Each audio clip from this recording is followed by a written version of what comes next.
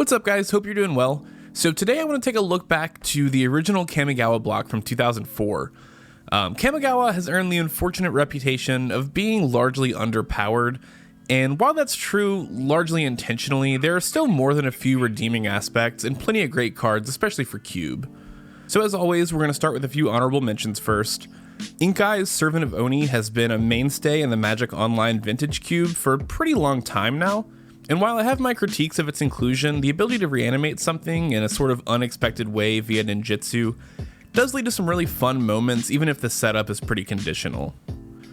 Zozu the Punisher is another creature I've really enjoyed as an alternative to the typical aggressive creatures in red decks, and it does great with cards like Ankh of Mishra or Eidolon of the Great Revel to punish opponents in a less aggro, more of like a stacks-oriented red archetype almost.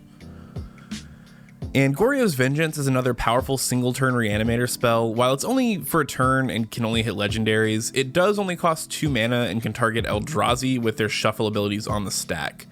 And in those scenarios, the single-turn restriction is pretty irrelevant, to be honest. And finally, Pithing Needle is a great way to have ways for colors to answer specific cards with activated abilities that would usually have trouble doing so.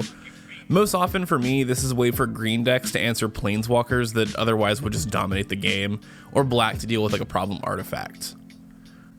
So at number 10, taking the rear of this list, is Desperate Ritual. For 1 red and 1 generic, you get 3 red mana. It's not flashy and it's not nearly the best ritual in the game, but it's a staple in most cubes with a Storm archetype, as you can recast it from the yard off Yawgmoth's Will and generate Storm count as well as mana, which is kind of the name of the game with that deck. And it can also slot into big red strategies to help out push bigger threats slightly earlier, but this card really shines when you're making free copies of it. At number 9, we've got Kira the Great Glass Spinner. This one I don't see a ton of these days, but I think it's a great card that should be on more people's radar.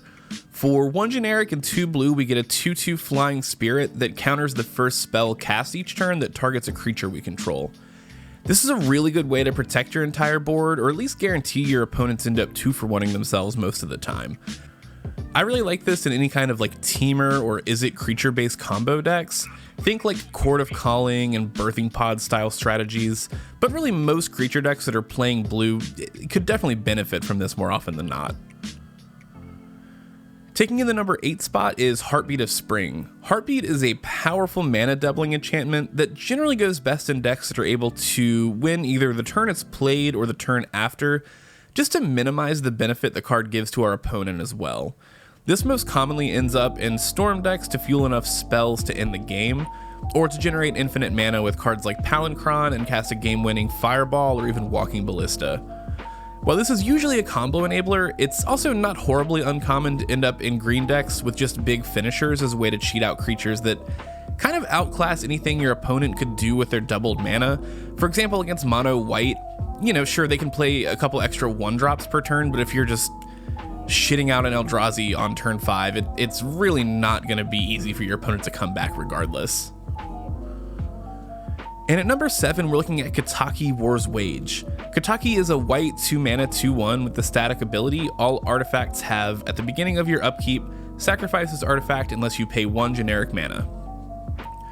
So you may have heard, but especially in vintage cubes, there's some pretty powerful artifacts, and every deck wants them. So this is a perfect way to shut off cards like Mana Crypt, the Moxen, any other like artifact-based fast mana our opponents may have been able to get into play. The 2/1 body is nothing special, but it can definitely chip away at our opponent's life while keeping them off their footing long enough for us to build our own board state against them. With number 6 comes Glimpse of Nature. This is one of those cards that you either cast, dump, and then refill your hand and just bury your opponent in card advantage, or you top deck it with 0 cards in hand turn 5 and regret not drafting blue. Even with a fairly low floor, the ceiling for this card is insanely high, especially if you're able to recur it with creatures like Eternal Witness, just to be able to play out creatures, draw a ton of cards, rinse and repeat to the point where your opponent just cannot come back from the card advantage you're able to generate. This card's great until it's not, but it's usually great. Taking number 5 on the list is Sensei's Divining Top. Top is an insanely powerful tool in decks with fetch lands, being able to dig 3 cards deep and stack them on top of your library in any order. essentially allowing you to draw the best card before cracking a fetch to get rid of any unwanted cards from the top of your deck. You can also tap the top to draw a card and put it on top of your library in a pinch, being a decent way to dig for answers while simultaneously making it difficult for your opponent to actually answer it with artifact removal. And at number 4, we have none other than Through the Breach. Breach is a 5-mana red instant that lets you put a creature from your hand into play and gives it haste with the clause that you have to sacrifice it at the end of turn. In the right deck, you can pretty regularly cast this turn 2 or 3 in Vintage Cube and sneak any number of game-winning creatures into play for a turn. This is most commonly, in my experience, used to cheat in an Emrakul or other Eldrazi, attack for a ton of damage, and make your opponent sacrifice all of their permanents, essentially setting them too far behind to actually come back, if not just ending the game on the spot. And at number 3, we have an iconic combo enabler with Gifts Ungiven. Gifts is a 4-mana instant that lets you search your deck for 4 cards, all with different names. Your opponent then chooses 2 of those cards to be put to your graveyard, and the rest go to your hand. This was a card that was often taken advantage of in constructed formats using a loophole in the rules of searching by failing to find 2 cards, effectively letting you choose 2 cards and put them straight in the graveyard to reanimate. And while this can be done in Cube, the card's most common home is in Storm decks, where you can follow up with a card like Yawgmoth's Will or Underworld Breach, and have access to both the cards in your hand as well as 2 of the cards your opponents bend.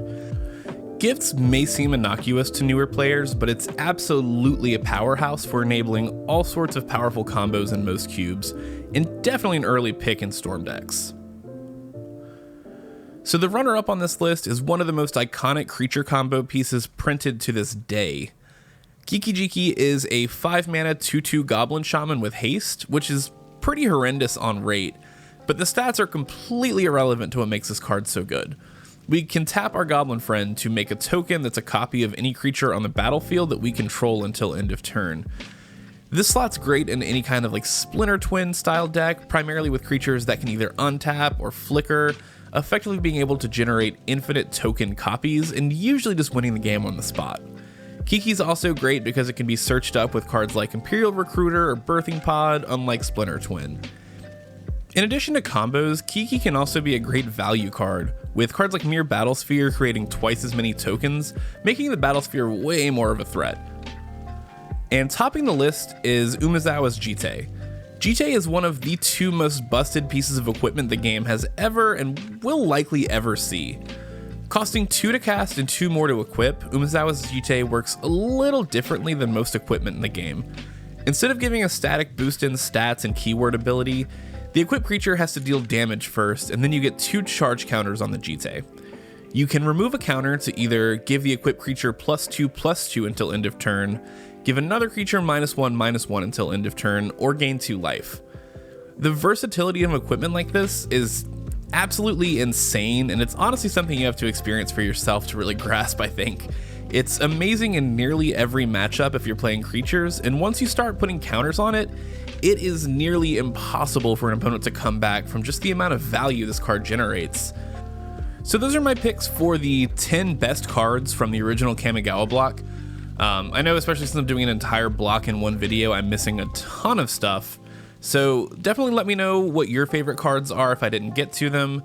Tell me I'm wrong, yada yada yada. If you like this video and you want to see more stuff like this, be sure to let me know. Leave a comment, like, subscribe, do all the stuff to make the YouTube algorithm content. Thanks for watching.